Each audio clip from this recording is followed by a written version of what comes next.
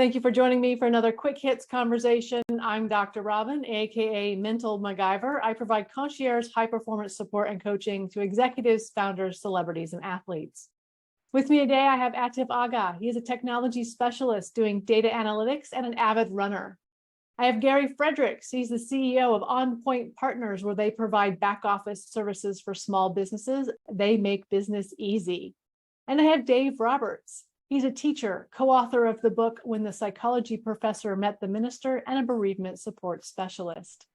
The question I have today: how do you have dress code conversations without objectifying or being biased?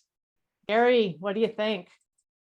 Well, I worked at a university for a few years, so I had a lot of those kind of conversations. I was trying to coach kids on their careers, how to dress for interviews and so on.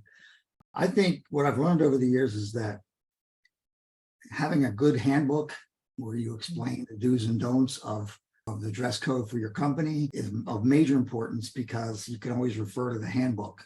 I've had conversations where I've had to say, look, you are not dressed appropriately for the business. It's just basically you're wearing open-toed shoes, or you're not wearing a collar on your shirt, or you're wearing a skirt that doesn't meet the requirements that we have on our dress code. I've learned to try to stick to those things as much as possible. I've had some situations where I had to actually call a woman manager in when I was talking to a woman and have them deliver the message. So that's kind of how I handle it. Okay. Well, it's funny that all three of us are men talking about this dress code, because for men, it's not a problem. We just wear jeans and we go to work. But the way I look at it is basically one, like Gary said, there's a handbook. So there's some companies that have very clear guidelines of what you can wear, what things are. But we're in a very changing world, right? The new generation is very open, flexible, doesn't care.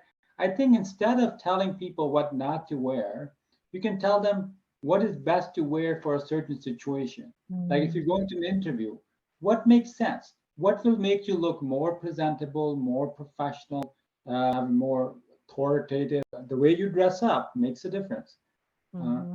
So you can be casual and don't care, and that's up to the guidelines and the handbooks. But when you do care, what does it look like? I think that's easier to define. Dave. For me, I think it all starts with having a specific dress code policy. The more non-specific it is, the more open to interpretation it is. I mean, what could be professional attire for one person may not be professional attire for me. So I think it starts with what constitutes appropriate professional attire, and particularly for the setting. Are there safety requirements? Are open-toed shoes required? What's examples of business formal, business casual? And then you can have the conversation from there.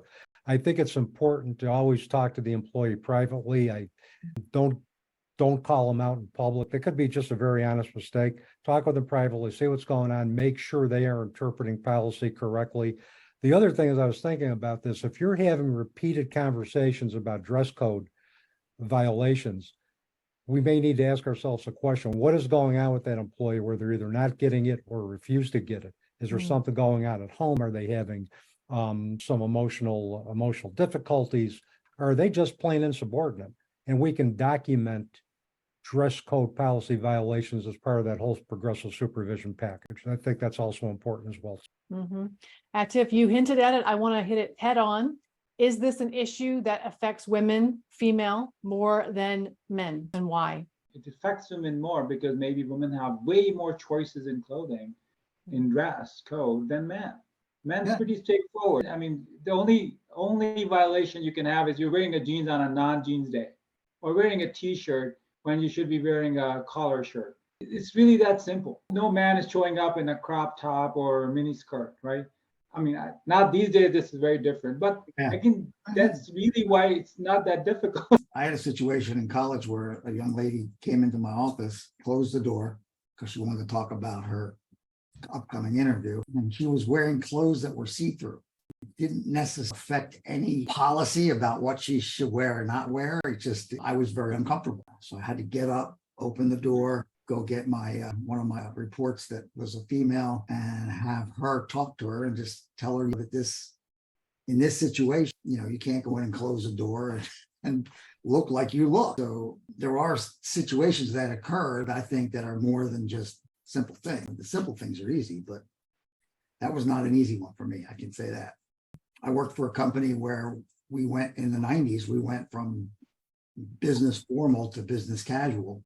And I was on the diversity committee, and we actually did a fashion show we had some of the local retailers come in with clothes, and we had the senior managers dressing in glamour do and glamour don't situation. Hey, this is what you should be wearing. This is not what you should be wearing. Right. Dave, you were going to say something?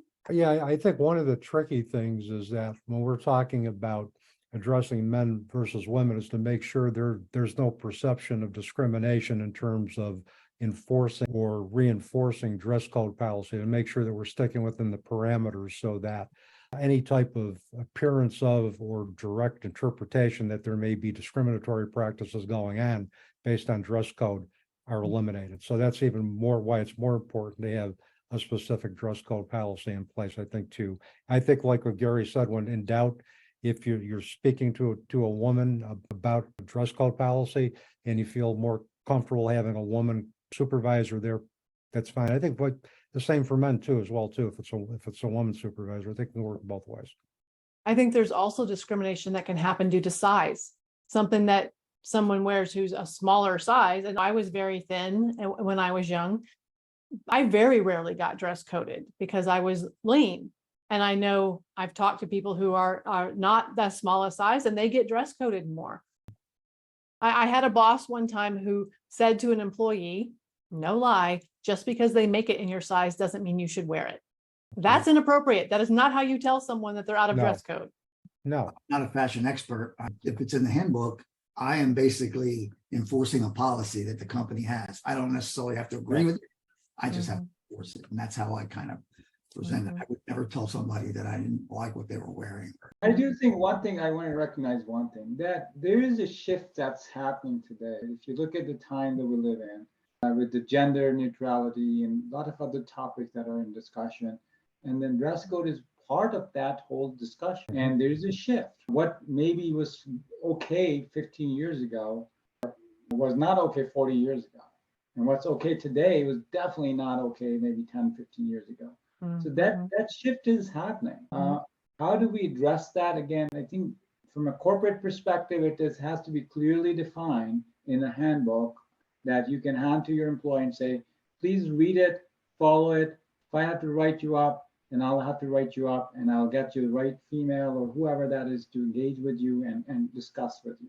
Anything else, we just can't get into any more discussion. This is one of those topics where the perception is important. It's also can be very, very subjective of what my standards may be very different than other people's standards.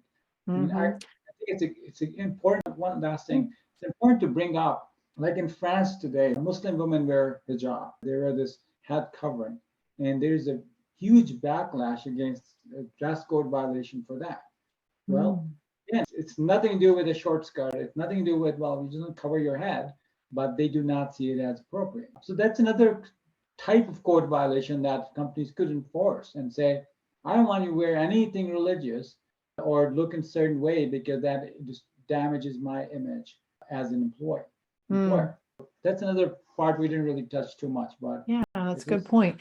I guess for me, the way that I broach this, and I've had to have this conversation with clients about their LinkedIn photo, like what does their photo say? And my question is always, what do you want your professional brand to be?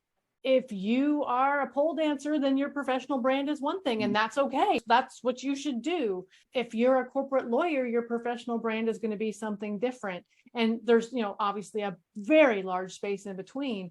And so what do you want your professional brand to be? And what does the clothing that you're wearing say about your professional brand? I struggle with that because I am both an athlete and I work in the corporate space. And so here on Quick Hits, I kind of try and balance it. Sometimes I wear something that might look a little more athletic, and sometimes I wear stuff that might be a little more professional lawyer, banker type thing.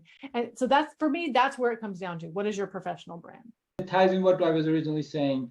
It's about what you want it to be. If you're going to interview, how should you dress up? That's much easier to define. Right. Exactly. Well, that is our 10 minutes. I appreciate you gentlemen having this conversation with me. I know that it's a difficult kind of touchy one, and I appreciate you doing it. So I look forward to speaking to each of you again very soon.